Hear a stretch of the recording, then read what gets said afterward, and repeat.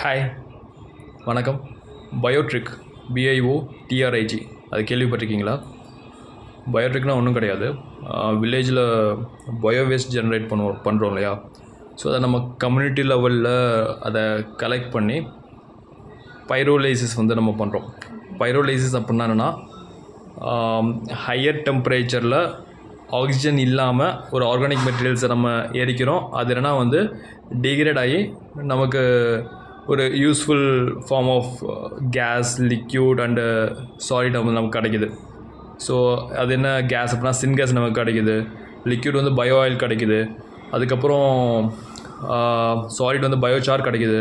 So அப்போ நம்ம ஒரு வேஸ்ட் ஆர்கானிக் மெட்டீரியல்ஸை நம்ம யூஸபிள் ஃபார்மேட்டுக்கு நம்ம மாற்றிட்டோம். இப்போ இந்த பயோசார் இருக்கு இல்லையா, இந்த பயோசாரை நம்ம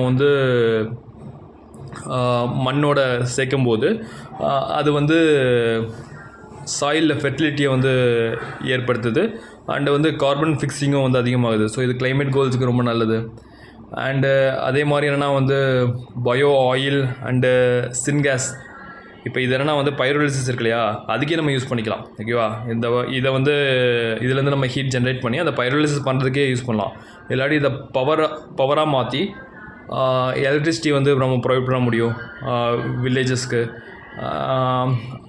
இன்னொன்று இந்த பயோ ஆயிலெலாம் என்ன சொல்கிறது, இப்போ கெரோசின்லாம் யூஸ் பண்ணிகிட்ருக்காங்க இல்லையா, அதுக்கு மேலே பயோ ஆயில்ஸ் என்னென்னா யூஸ் பண்ணி என்னென்னா ஒரு ஃபியூலாக நம்ம யூஸ் பண்ண முடியும்.